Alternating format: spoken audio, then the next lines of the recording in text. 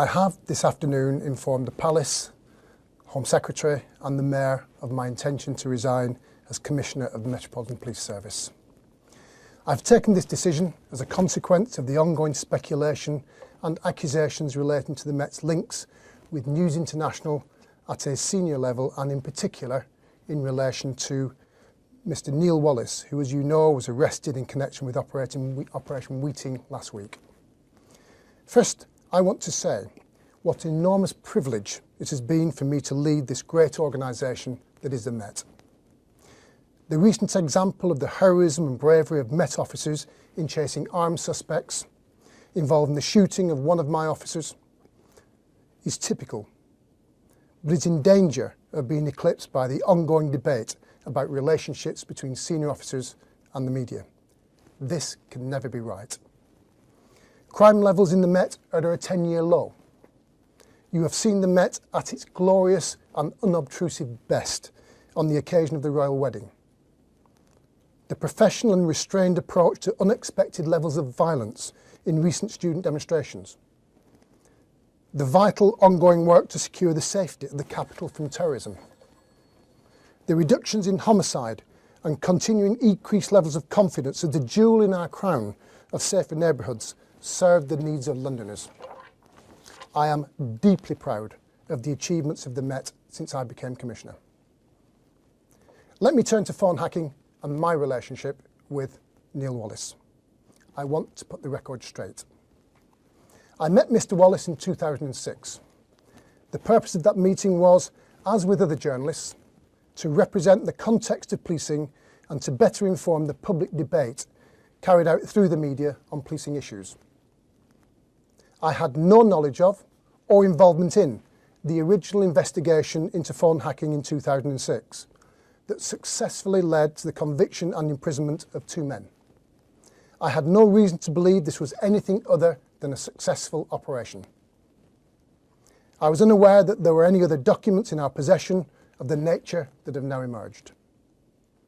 I have acknowledged the statement by John Yates that if he had known then what he knows now, he would have done things differently. My relationship with Mr. Wallis continued over the following years, and the frequency of our meetings is a matter of public record. The record clearly accords with my description of the relationship as one maintained for professional purposes and an acquaintance. In 2009, the Met entered into a contractual arrangement with Neil Wallis, terminating in 2010. I played no role in the letting or management of that contract. I have heard suggestions that we must have suspected the alleged involvement of Mr. Wallis in phone hacking. Let me say unequivocally that I did not and had no reason to do so. I do not occupy a position in the world of journalism. I had no knowledge of the extent of this disgraceful practice, or indeed to the extent of it, and the repugnant nature of the selection of victims that is now emerging, nor of its apparent reach into senior levels. I saw senior figures from News International providing evidence that the misbehaviour was confined to a rogue few and not known about at the top.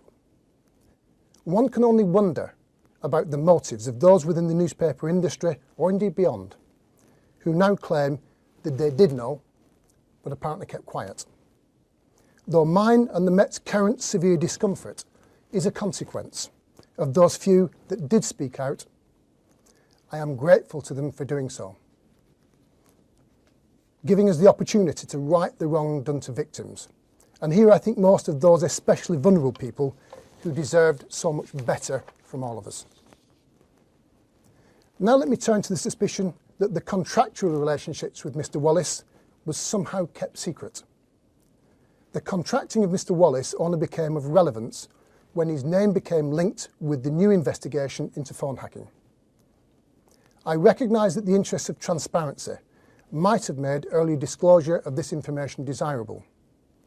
However, my priority, despite the embarrassment it might cause, has been to maintain the integrity of Operation Wheating.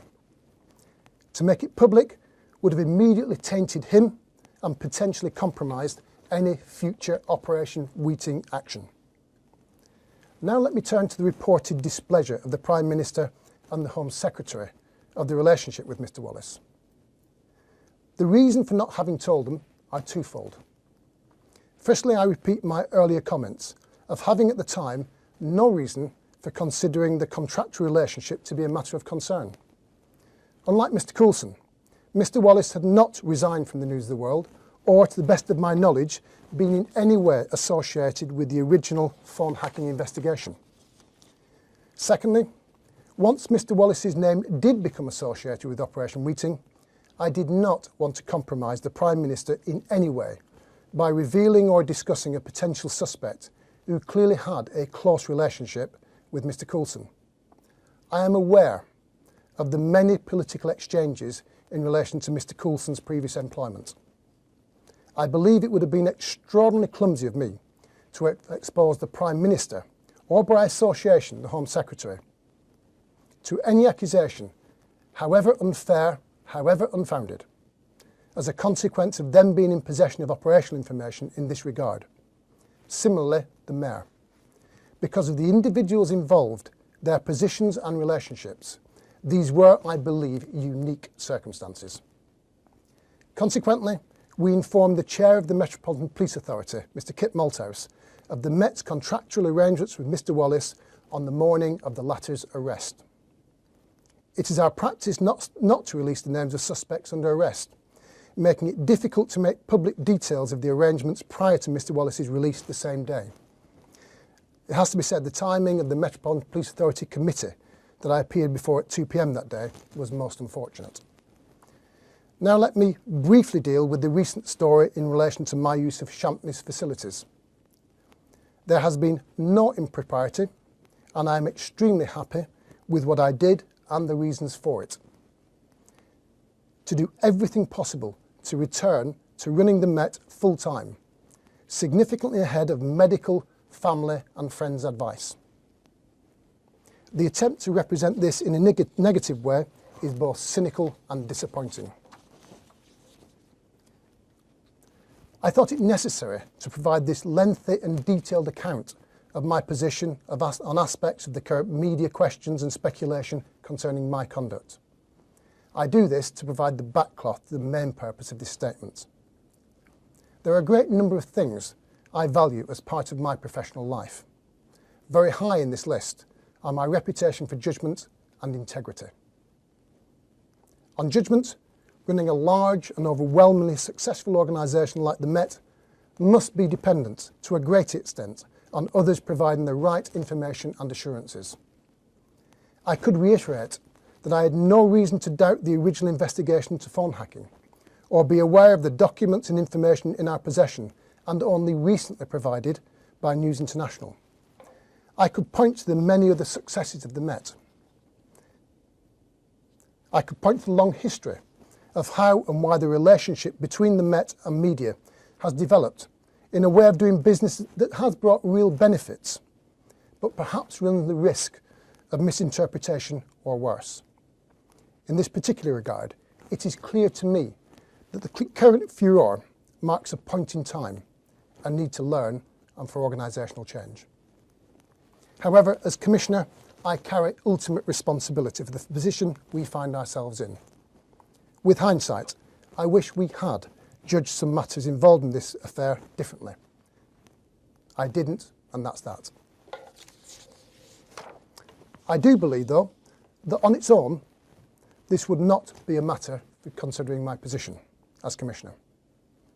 However, the issue of my integrity is different. Let me state clearly, I and the people who know me know that my integrity is completely intact. I may wish we had done some things differently, but I will not lose any sleep over my personal integrity.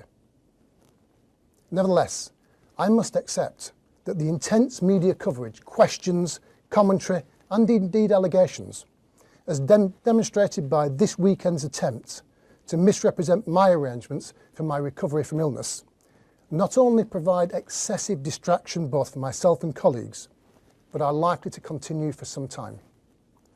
In particular, the public inquiry must take time, with these in the first part scheduled not to report within a year. a year in which the Met must face not only the enormous challenges that are its staple diet, but also the Olympics. This is not a 12 months that can afford any doubts about the Commissioner of the Met. I have seen firsthand the distractions for this organisation when the story becomes about the leaders as opposed to what we do as a service. I was always clear I would never allow that to happen. We, the Met, cannot afford this, not this year. If I stayed, I know that the inquiry outcomes would reaffirm my personal integrity. But time is short before we face the enormous challenges of policing the Olympics. This is not a time for ongoing speculation about the security of position of the Commissioner. Even a small chance that there could be a change of leadership must at all costs be avoided. Therefore, although I have received the continued personal support from both the Home Secretary and the Mayor, I have with great sadness informed both of my intention to resign. This will allow time for the appointment of my successor and for that person to take a firm hold of the helm of this great organisation and steer it through the great challenges and necessary changes ahead, unencumbered by the current controversy. I will miss many things, but most of all, it will be the overwhelming majority of honest, decent, professional staff who it's been such a very great pleasure to lead. Thank you.